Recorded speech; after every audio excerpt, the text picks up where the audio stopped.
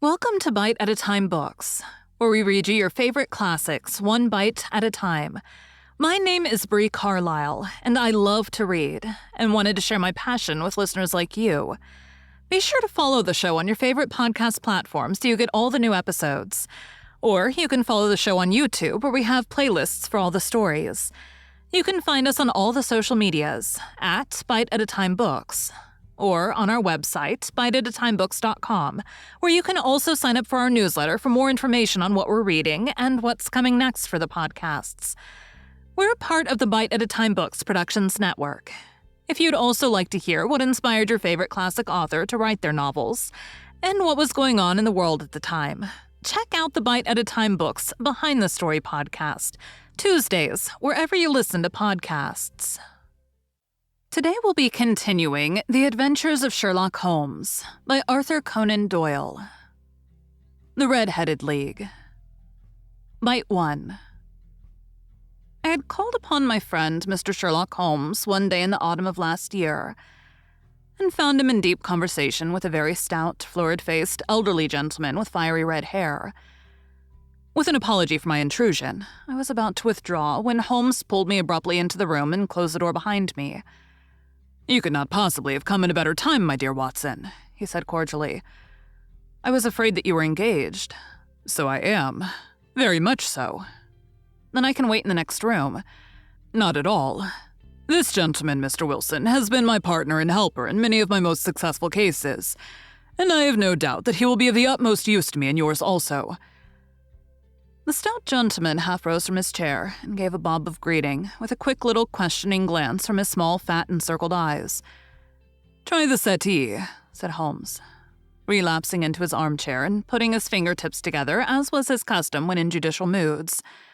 "I know, my dear Watson, that you share my love of all that is bizarre and outside the conventions and humdrum routine of everyday life. You have shown your relish for it by the enthusiasm which has prompted you to chronicle, and if you will excuse my saying so, somewhat to embellish so many of my own little adventures." "Your cases have indeed been of the greatest interest to me," I observed. "You will remember that I remarked the other day, just before we went into the very simple problem presented by Miss Mary Sutherland, that for strange effects and extraordinary combinations, we must go to life itself, which is always far more daring than any effort of the imagination. A proposition which I took the liberty of doubting. You did, Doctor. But nonetheless, you must come round to my view, for otherwise I shall keep on piling fact upon fact on you until your reason breaks down under them and acknowledges me to be right. Now, Mr. Jabez Wilson here has been good enough to call upon me this morning, and to begin a narrative which promises to be one of the most singular which I have listened to for some time. You've heard me remark that the strangest and most unique things are very often connected not with the larger but with the smaller crimes. And occasionally, indeed, where there is room for doubt whether any positive crime has been committed. As far as I have heard, it is impossible for me to say whether the present case is an instance of crime or not, but the course of events is certainly among the most singular that I've ever listened to. Perhaps, Mr. Wilson, you would have the great kindness to recommence your narrative. I ask you, not merely because my friend Dr. Watson has not heard the opening part, but also because the peculiar nature of the story makes me anxious to have every possible detail from your lips. As a rule, when I've heard some slight indication of the course of events, I'm able to guide myself by the thousands of other similar cases which occur to my memory. In the present instance, I'm forced to admit that the facts are, to the best of my belief, unique." The portly client puffed out his chest with an appearance of some little pride and pulled a dirty and wrinkled newspaper from the inside pocket of his greatcoat. As he glanced down at the advertisement column, with his head thrust forward and the paper flattened out upon his knee, I took a good look at the man and endeavored, after the fashion of my companion, to read the indications which might be presented by his dress or appearance. I did not gain very much, however, by my inspection. Our visitor bore every mark of being an average commonplace British tradesman, obese, pompous, and slow. He wore rather baggy gray shepherd's check trousers, a not over-clean black frock coat, unbuttoned in the front, and a drab waistcoat with a heavy brassy Albert chain, and a square pierced bit of metal dangling down as an ornament. A frayed top hat and a faded brown overcoat with a wrinkled velvet collar lay upon a chair beside him. Altogether, look as I would, there was nothing remarkable about the man, save his blazing red hair, and the expression of extreme chagrin and discontent upon his features. Sherlock Holmes's quick eye took in my occupation, and he shook his head with a smile as he noticed my questioning glances. Beyond the obvious facts that he has at some time done manual labor, that he takes snuff, that he is a Freemason, that he has been in China, and that he has done a considerable amount of writing lately, I can deduce nothing else. Mr. Jabez Wilson started up in his chair with his forefinger upon the paper, but his eyes upon my companion. "How in the name of good fortune did you know all that, Mr. Holmes?" he asked. "How did you know, for example, that I did manual labor? It's as true as gospel, for I began as a ship's carpenter. Your hands, my dear sir. Your right hand is quite a size larger than your left. You've worked with it, and the muscles are more developed. Well, the snuff, then, and the Freemasonry. I won't insult your intelligence by telling you how I read that, especially as, rather against the strict rules of your order, you use an arc and compass breastpin.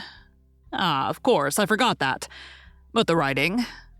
What else can be indicated by that right cuff so very shiny for 5 inches, and the left one with the smooth patch near the elbow where you rested upon the desk? Well, but China. The fish that you have tattooed immediately above your right wrist could only have been done in China. I've made a small study of tattoo marks and have even contributed to the literature of the subject. That trick of staining the fish's scales of a delicate pink is quite peculiar to China. When, in addition, I see a Chinese coin hanging from your watch chain, the matter becomes even more simple." Mr. Jabez Wilson laughed heartily. "Well, I never," said he. "I thought at first that you'd done something clever, but I see that there was nothing in it after all." "I begin to think, Watson," said Holmes, "that I make a mistake in explaining. Omne ignotum pro magnifico. You know. And my poor little reputation, such as it is, will suffer shipwreck if I'm so candid. Can you not find the advertisement, Mr. Wilson?" "Yes, I've got it now," he answered with his thick red finger planted halfway down the column. "Here it is. This is what began it all. You just read it for yourself, sir." I took the paper from him and read as follows. "To the red-headed lead. On account of the bequest of the late Ezekiah Hopkins of Lebanon, Pennsylvania, USA, there is now another vacancy open which entitles a member of the League to a salary of £4 a week for purely nominal services. All red-headed men who are sound in body and mind and above the age of 21 years are eligible. Apply in person on Monday at 11 o'clock to Duncan Ross at the offices of the League, 7 Pope's Court, Fleet Street." "What on earth does this mean?" I ejaculated after I had twice read over the extraordinary announcement. Holmes chuckled and wriggled in his chair, as was his habit when in high spirits. "It is a little off the beaten track, isn't it?" said he. "And now, Mr. Wilson, off you go at scratch and tell us all about yourself, your household, and the effect which this advertisement had upon your fortunes. You will first make a note, Doctor, of the paper and the date." "It is the Morning Chronicle of April 27th, 1890. Just 2 months ago." "Very good. Now, Mr. Wilson." "Well, it is just as I've been telling you, Mr. Sherlock Holmes," said Jabez Wilson, mopping his forehead. "I have a small pawnbroker's business at Coburg Square near the city. It's not a very large affair, and of late years it has not done more than just give me a living. I used to be able to keep 2 assistants, but now I only keep 1, and I would have a job to pay him, but that he is willing to come for half wages so as to learn the business." "What is the name of this obliging youth?" asked Sherlock Holmes. "His name is Vincent Spaulding, and he's not such a youth either. It's hard to say his age. I should not wish a smarter assistant, Mr. Holmes. And I know very well that he could better himself and earn twice what I'm able to give him. But after all, if he is satisfied, why should I put ideas in his head?" "Why, indeed. You seem most fortunate in having an employee who comes under the full market price. It is not a common experience among employers in this age. I don't know that your assistant is not as remarkable as your advertisement." "Oh, he has his faults, too," said Mr. Wilson. "Never was such a fellow for photography. Snapping away with a camera when he ought to be improving his mind, and then diving down into the cellar like a rabbit into its hole to develop his pictures. That is his main fault. But on the whole, he's a good worker. There's no vice in him." "He is still with you, I presume?" "Yes, sir. He and a girl of 14 who does a bit of simple cooking and keeps the place clean. That's all I have in the house, for I'm a widower and never had any family. We live very quietly, sir, the 3 of us, and we keep a roof over our heads and pay our debts if we do nothing more. The first thing that put us out was that advertisement. Spaulding. He came down into the office just this day 8 weeks with this very paper in his hand, and he says, "I wish to the Lord, Mr. Wilson, that I was a red-headed man." "Why that?" I asks. "Why," says he, "here's another vacancy on the League of the Red-Headed Men. It's worth quite a little fortune to any man who gets it, and I understand that there are more vacancies than there are men, so that the trustees are at their wits' end what to do with the money. If my hair would only change color, here's a nice little crib all ready for me to step into." "Why, what is it then?" I asked. "You see, Mr. Holmes, I'm a very stay-at-home man, and as my business came to me instead of my having to go to it, I was often weeks on end without putting my foot over the doormat. In what way, I didn't know much of what was going on outside, and I was always glad of a bit of news. Have you never heard of the League of the Red-Headed Men?" he asked with his eyes open. "Never. Why, I wonder at that, for you are eligible yourself for one of the vacancies." "And what are they worth?" I asked. "Oh, merely a couple of hundred a year, but the work is slight, and it need not interfere very much with one's other occupations." Well, you can easily think that that made me prick up my ears, for the business has not been over good for some years, and an extra couple of hundred would have been very handy. "Tell me about it," said I. "Well," said he, showing me the advertisement, "you can see for yourself that the League has a vacancy, and that there is the address where you should apply for particulars. As far as I can make out, the League was founded by an American millionaire, Ezekiah Hopkins, who was very peculiar in his ways. He was himself red-headed, and he had a great sympathy for all red-headed men. So when he died, it was found that he had left his enormous fortune in the hands of trustees, with instructions to apply the interest to the providing of easy berths to men whose hair is of that color. From all I hear, it is splendid pay and very little to do." "But," said I, "there would be millions of red-headed men who would apply." "Not so many as you might think," he answered. "You see, it is really confined to Londoners and to grown men. This American had started from London when he was young, and he wanted to do the old town a good turn. Then again, I've heard it is no use your applying if your hair is light red or dark red or anything but real bright, blazing, fiery red.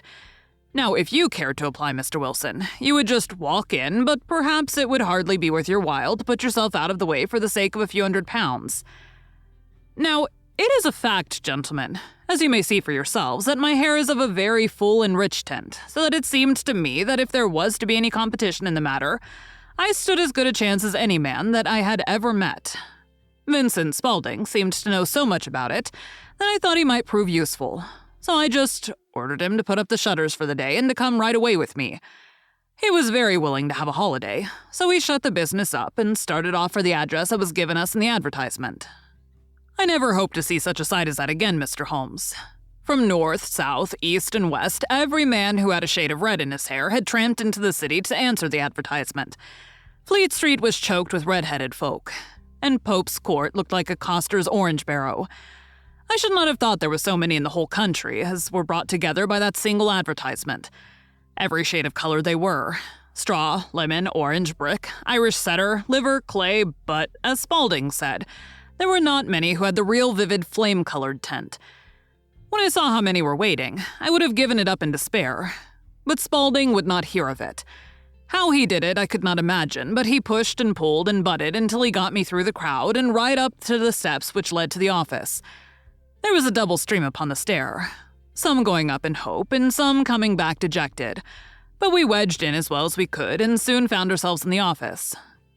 "Your experience has been a most entertaining one," remarked Holmes as his client paused and refreshed his memory with a huge pinch of snuff. "Pray, continue your very interesting statement." Thank you for joining Bite at a Time Books today, while we read a bite of one of your favorite classics. Again, my name is Bree Carlile, and I hope you come back tomorrow for the next bite of the adventures of Sherlock Holmes. If you enjoyed our show, be sure to follow us so you get all the new episodes. We would also love for you to drop us a rating on your favorite podcast platform. You can catch us on all the social medias at Bite at a Time Books, or check out our website, biteatatimebooks.com, where you can sign up for our newsletter.